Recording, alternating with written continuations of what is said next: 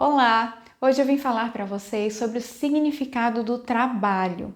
O trabalho que ao longo dos anos vem mudando o seu significado também, né, para as próprias pessoas. A palavra trabalho, ela vem do latim da palavra tripalium. Tripalium significa um instrumento de tortura.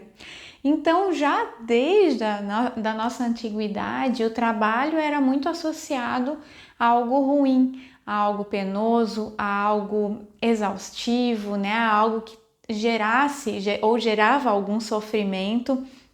E de fato, naquele momento, né, lá atrás, o trabalho realmente ele era muito relacionado aos riscos psicossociais que levam ao adoecimento do trabalhador, né, do colaborador naquele momento lá, né, na nossa antiguidade.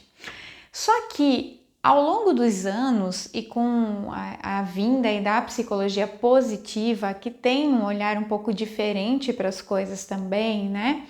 Os estudos da própria psicologia positiva trouxeram uma mudança um pouquinho diferente aí dessa visão relacionada ao trabalho. Então, o trabalho é associado não somente a esses aspectos, né, de sofrimento que geram sofrimento ao colaborador, mas ele também é associado a aspectos positivos que podem proteger esse colaborador de doenças, né, de adoecimentos, né, que podem proteger a saúde desses profissionais e que também são capazes de construir e contribuir para o bem-estar, né, e para a satisfação da vida desses profissionais também. Então, além de ter um viés que pode ser um viés negativo, sim, a gente pode encontrar sofrimento no trabalho, nós podemos encontrar questões, né, condições de trabalho que podem nos levar ao sofrimento, sim, mas também é no trabalho que a gente consegue olhar para a vida de uma outra forma, se ela for, né, se for um trabalho positivo, se for condições de trabalho positivas, se tiverem desafios aí nesse trabalho, né, isso tudo pode contribuir também para o bem-estar, para a realização profissional das pessoas. Existe uma teoria que ela é chamada Job Demands Resource Model. É uma teoria sobre as demandas, né? Um modelo de demandas no trabalho, de demandas e recursos existentes no ambiente laboral, né? Ali onde existe a necessidade de trabalho, onde ele diz o seguinte, que existem as demandas de trabalho, então aquilo que gera estresse, né? Pela energia que a gente precisa investir para fazer acontecer aquele trabalho. Então, existem as demandas do trabalho, tá? E essa energia para fazer essas demandas, né, para cumprir aquilo que a gente precisa cumprir, elas podem ser tanto psicológicas, emocionais, cognitivas ou também uma energia física, né, um desgaste aí físico também. Só que em contrapartida, também existem os recursos que a empresa pode disponibilizar e que nos motiva a realizar esse trabalho. Quando esses recursos eles precisam ser vistos como algo positivo, claro, e como é que a gente vê esses recursos positivos? Quando eles nos traduzem desafios, né? Eles são traduzidos em desafios. Então a gente precisa perceber esses desafios como algo bom, né? Desafios pertinentes ao cargo mesmo, a alguma atividade específica que a gente está fazendo ali e que a gente consegue identificar a partir dele, né, uma melhora no nosso desempenho, uma melhora no nosso crescimento, na nossa aprendizagem. Só que isso também funciona como uma recarga de energia. Então, nós temos a demanda de trabalho e a gente tem essa questão dos recursos, né? E quando a gente olha os recursos de uma forma positiva, a gente entende que nós temos benefícios com os recursos que a empresa nos proporciona aí para executar a nossa atividade, para fazer acontecer essas demandas, né? Então, quando a gente observa isso num ponto de vista positivo, isso funciona como uma injeção de ânimo, uma recarga mesmo dessa energia que a gente gastou fazendo, né, a atividade, que a gente investiu na própria atividade. Então, automaticamente isso também vai acabar gerando mais engajamento, né, com a atividade em si, e a pessoa com certeza se sente muito mais motivada a fazer aquilo ali que ela está fazendo, né? O trabalho proposto ali que ela precisa fazer. Então, tudo isso acaba gerando esse engajamento mais positivo, mais saudável também com o trabalho, essa relação mais saudável com o trabalho, de olhar o trabalho também como um bem-estar e como algo que vai nos ajudar aí para a satisfação da vida de uma maneira geral, né? O que são os recursos aqui quando a gente fala de recursos? São equipamentos, né? A própria equipe de trabalho, as pessoas com quem trabalham ali com você, né? A diversidade, inclusive nessa equipe, que pode contribuir muito para você olhar para esses recursos como algo desafiador e positivo. Os próprios treinamentos, né? Os desenvolvimentos, os quais a empresa pode nos proporcionar ali também. Às vezes informações estratégicas para executar aquela atividade. Então, tudo aquilo que nos vai denotar para a gente desafios, né, vai significar desafios, a gente pode entender como recursos positivos aí que a empresa proporciona para a gente desempenhar o nosso trabalho, para a gente realizar essas demandas, né, de uma forma mais saudável e mais produtiva também. E claro, se o profissional, o colaborador, ele estiver exposto continuamente, né, isso continuamente, né, nessa frequência maior, a níveis elevados aí de exigências do trabalho, isso vai lhe demandar com certeza mais energia do que o habitual, né? Demandando essa energia maior, vai deixá-lo com certeza mais cansado também. E como uma consequência, ele vai ter mais dificuldade para se restaurar, para restaurar essa energia que ele precisa para se sentir pronto de novo, né? Para um novo dia, para uma nova atividade, para um novo trabalho, enfim, para uma nova demanda. Então, cada vez que eu sou exposto, né, a uma elevada carga de trabalho contínua, mais cansado eu fico e, claro, eu vou precisar de mais recursos para restaurar essa energia também, né? Para conseguir aí atender novas demandas de trabalho. E quando isso acontece, a curto prazo, ele profissional ali, né? O colaborador, ele até consegue se manter ativo por esse curto prazo, né? Um determinado período aí de tempo. Agora, a médio e longo prazo, o corpo, a mente, eles vão pedir socorro, né? Se o colaborador ele não tiver recursos suficientes, ele não encontrar esses recursos suficientes dentro da organização para que ele consiga recuperar essa energia, restaurar essa energia e continuar o trabalho olhando como uma forma positiva, isso vai realmente demandar não, né? Mas a consequência disso pode ser um adoecimento, né? Pode ser traduzido, inclusive, em turnover, né? As pessoas vão começando a pedir desligamento, elas não ficam mais na empresa por muito tempo, porque elas são expostas a uma carga muito grande de trabalho e não têm os recursos necessários para se recuperar aí e conseguir viver de forma saudável dentro do trabalho também, né? Dentro da sua empresa. Então, pode ser traduzido em turnover, em pedido de desligamentos, né? Em faltas, no absenteísmo, que isso vai, claro, impactar lá a questão dos afastamentos médicos e aí, gente, por aí vai. Várias consequências podem acontecer a partir do momento que eu estou exposta frequentemente a uma elevada carga de trabalho e eu não tenho recursos nem pessoais, né, nem organizacionais para lidar com essa carga de uma forma saudável, de uma maneira mais produtiva, né? Mas principalmente de uma maneira saudável para mim mesmo, né? Para a pessoa ali, para o próprio colaborador. Agora já, se o colaborador ele tem condições, né? Condições e tempo para se reenergizar, para se restaurar, o olhar do profissional para o seu trabalho é muito mais positivo, né? Ele vai olhar para aquilo que ele tem que fazer de uma forma muito mais gostosa, com muito mais satisfação também, com muito mais motivação para realizar. Ele vai se sentir orgulhoso por aquilo que ele produz, né? Ele se torna muito mais engajado, se sente muito mais realizado.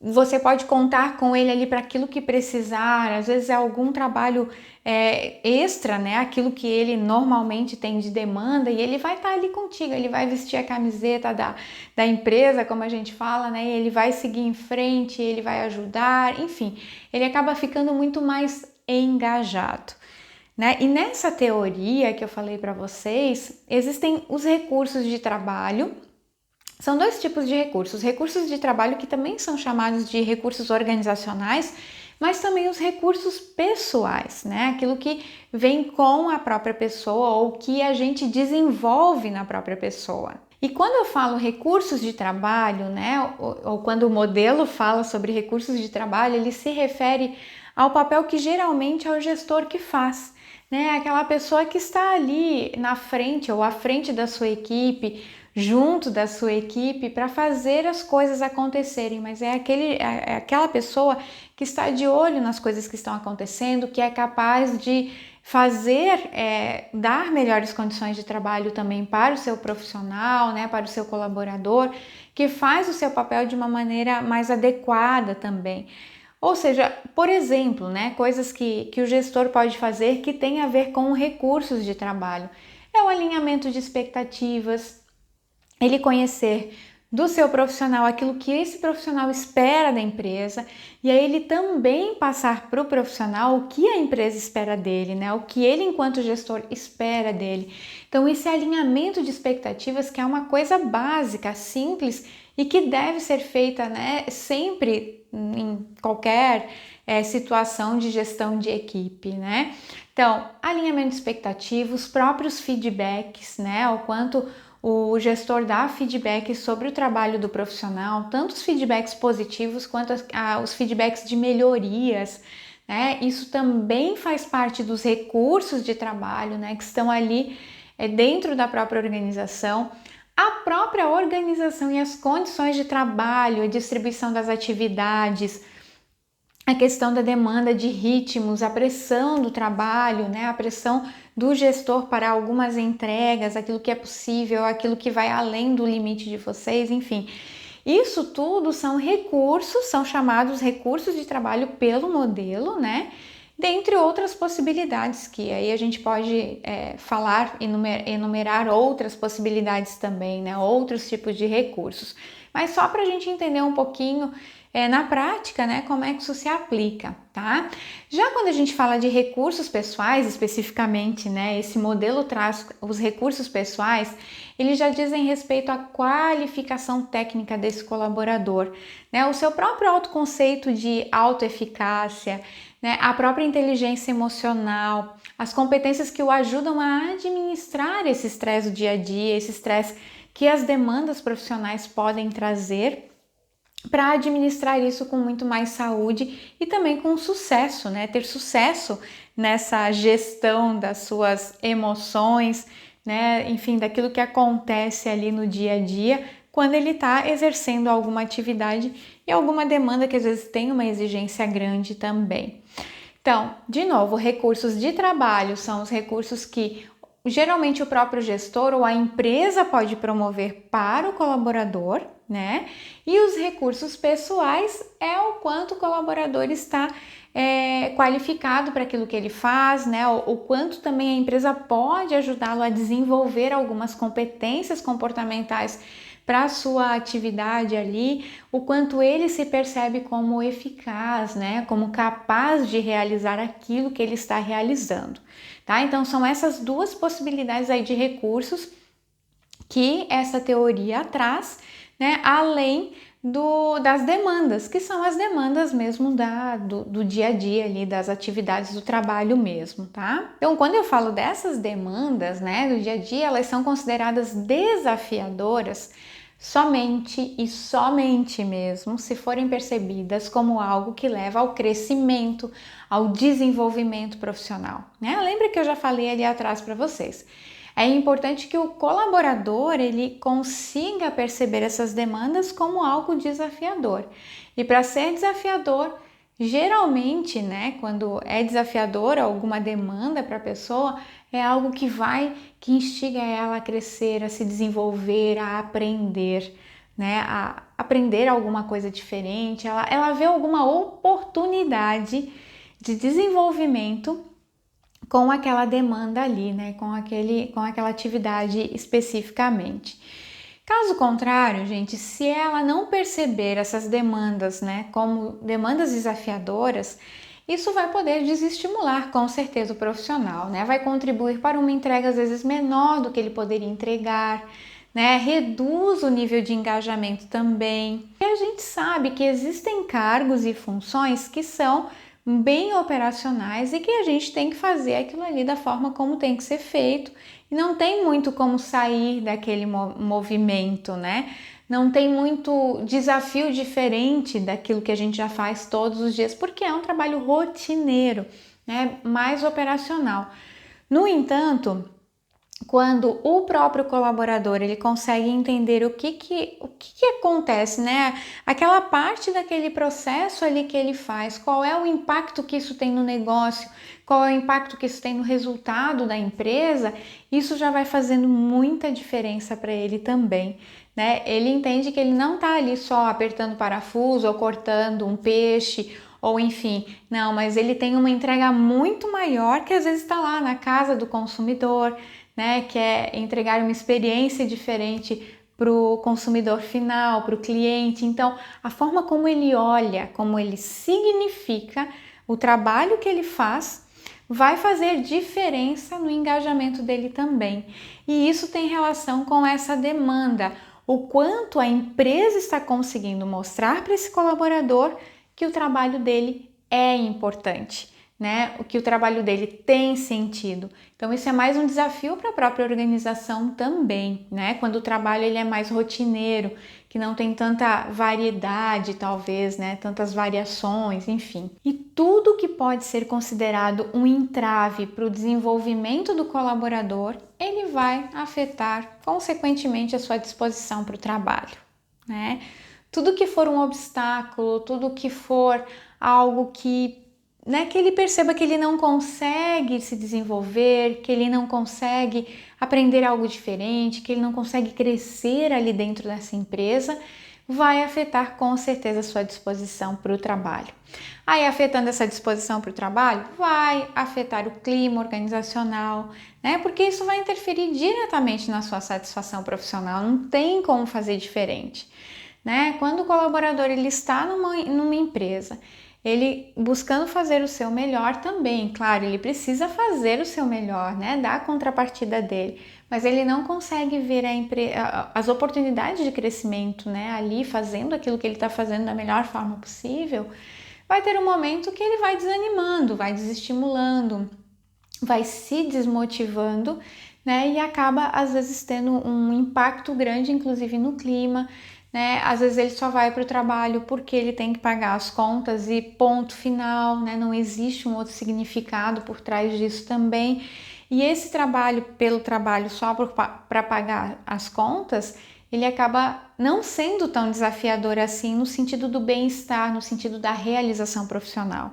Ele é desafiador no sentido de ele conseguir trabalhar para pagar as contas dele.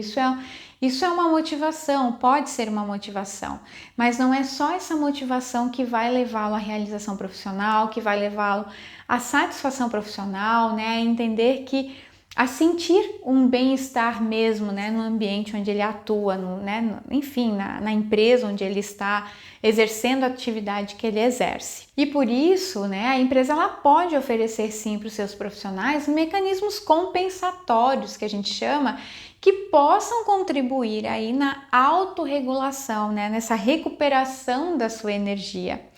Então, alguns exemplos aqui para vocês também. Pode ser oferecido um programa de reconhecimento, né? Pode ter flexibilidade de horários, às vezes, né, de trabalho. Ele pode ter autonomia para a realização das suas atividades, das suas atribuições. E de novo, assim, ó, aqui eu não falo da autonomia no sentido dele fazer tudo como ele quer, a todo tempo, do jeito que ele quer, enfim. Não, mas é o nível de autonomia que ele tem ali na sua atividade específica. Afinal de contas, ele sabe fazer aquilo ali. De repente, ele pode fazer alguma coisa um pouco diferente, ele pode fazer um processo, trocar algumas coisas no processo que não vão impactar para a empresa, mas que pode impactar o resultado para ele. Enfim, mostrar o sentido do seu trabalho, né? Aqui a importância de novo aí desse resultado final.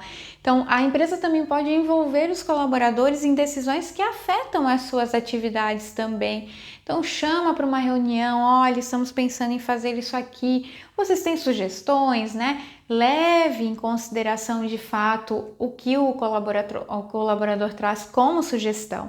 Isso também é um ponto importante, né? A consideração por esse profissional que está ali trabalhando com você.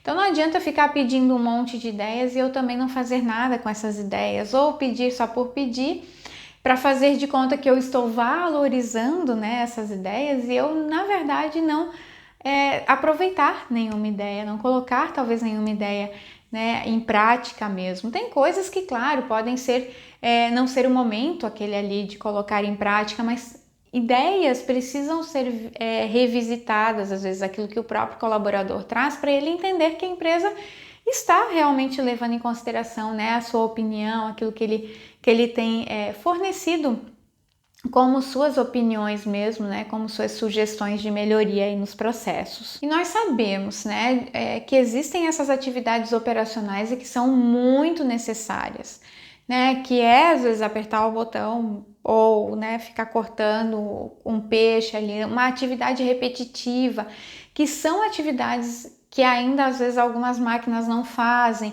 e que o colaborador ainda precisa estar lá para fazer. Ainda existem essas atribuições, essas funções, essas atividades, né?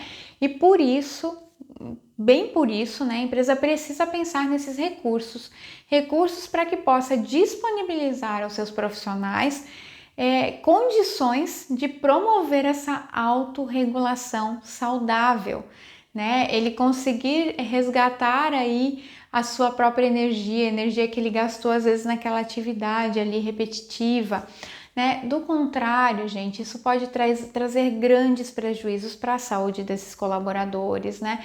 E claro, trazendo prejuízo para a saúde dos colaboradores, vai consequentemente trazer prejuízos também para o resultado da empresa. Afinal de contas, é aquele colaborador ali que, se ele não estiver bem, se ele não estiver motivado, se ele não estiver engajado com aquilo que ele faz, com certeza ele vai deixar a desejar e ele vai produzir menos do que ele poderia produzir se ele estivesse mais satisfeito, se ele se sentisse mais saudável ali também, com as condições mais interessantes para ele fazer a sua atividade, sabe? Que sejam atividades um pouco mais desafiadoras também. Então pensem, mesmo que ele faça uma atividade operacional, é importante que a empresa então olhe para ele e consiga de alguma forma disponibilizar esses recursos, né, para a própria autorregulação ali. Então, coisas que podem promover de fato a saúde desse colaborador no ambiente de trabalho. E de acordo com uma pesquisa, né, de Vasques Santos e Costa, isso foi em 2019, eles observaram, né, acho que são todas meninas inclusive, foi observada a importância que os recursos de trabalho e a sua relação com a satisfação da vida têm como um fator de proteção, inclusive, aos sintomas depressivos e a síndrome de burnout. Olha só que interessante, né? Esses recursos, quando bem administrados, quando focados, né, para o bem-estar do colaborador, né, para a satisfação da vida dele, né, eles podem ser fatores de proteção tanto de burnout quanto de sintomas de depressão. Então, quando nós falamos em saúde mental, o que a gente pode pensar? Olha, as políticas, as condições de trabalho, elas devem levar em consideração estrategicamente as ações que representam aí os recursos de trabalho e também os recursos pessoais, né? Pois eles são fatores de proteção, claro, se existentes aí para o adoecimento mental no trabalho, né? Então, se a gente tem questões dentro do ambiente de trabalho que promovem mais adoecimento do que saúde, é importante a empresa olhar para essas políticas e para essas condições de trabalho aí e começar a mudar, né, a virar essa chave, a transformar aí, trazer ações que realmente comecem a produzir ou a promover mais saúde e bem-estar, né, que o próprio colaborador consiga se autorregular, né, para a sua saúde, para recuperar, restaurar a sua energia também, que ele tenha condições de fazer isso dentro da própria organização. que a organização lhe dê esses recursos, né? Promova esses recursos também e ajude ele a se desenvolver nos seus recursos pessoais para lidar melhor com tudo isso também. Então, se as metas organizacionais, se os resultados que a empresa espera das suas equipes, elas não considerarem isso, né? Não considerarem olhar para esses recursos e pensar em recursos, em ações, em condições, em políticas que realmente promovam, né, essa saúde do colaborador, esse bem-estar, se não olharem para isso como recursos positivos, se não tiverem recursos positivos, né, se não considerarem isso, ou seja, se estiverem só focados ali especificamente na demanda de trabalho, sem oferecer os recursos organizacionais e promover o desenvolvimento desses recursos pessoais, existe uma grande possibilidade de aumentar a probabilidade do adoecimento mental. Isso é fato, não dá para fugir disso, né? Então, se o profissional ele deverá responder às exigências das demandas de trabalho, mas ele não terá condições de se restabelecer, de restabelecer a sua energia em tempo hábil e de forma saudável. E aí, gente, essa conta ela não fecha no final, né? E aí a gente vai ter sim os prejuízos. Então, metas organizacionais, resultados que a empresa espera das suas equipes, né? Essas demandas, elas não podem somente ser focadas, ser consideradas na demanda em si, no resultado em si, mas em todo, né, no custo, a que custo que a gente quer que esses resultados aconteçam. Então, olhe para isso e pense o que vocês podem fazer enquanto organização para que esses profissionais eles tenham, né, mais recursos, tanto organizacionais quanto, né, vocês promovendo aí o desenvolvimento de recursos pessoais para lidar com as demandas que vocês precisam que sejam realizadas. Né? Então esse é um ponto bem importante para a gente tomar, assim, ter bastante atenção, pensar bastante sobre isso. Portanto, gente, assim, no fim das contas, né, antes de pensar talvez em grandes programas de promoção à saúde mental, pense nas condições de trabalho do dia a dia, nas rotinas de trabalho, nas políticas, né, de desenvolvimento, nas políticas de crescimento, de reconhecimento, né? Observe como é que está o clima organizacional, você já mede isso hoje, você consegue, o seu gestor, né? As pessoas que trabalham aí, que são gestores na sua organização, eles olham para o clima, né? Eles conseguem se perceber como agentes importantes nesse processo também. Então, às vezes a gente precisa olhar primeiro para isso, para depois pensar em outras ações, né?